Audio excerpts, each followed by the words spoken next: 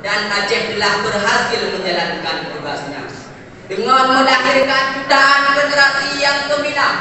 Tapi banyak sayang di antara mereka yang begitu mudah diwesternasi oleh budaya luar.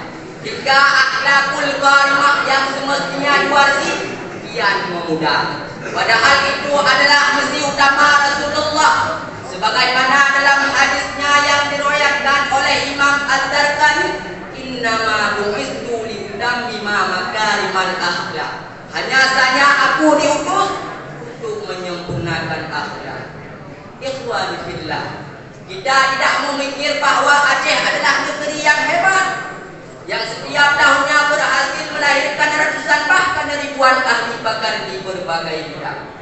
Tetapi mirisnya kita sebagai kaum terpelajar yang diakui hebat ilmunya, luas wawasannya, namun kadang rendah nilai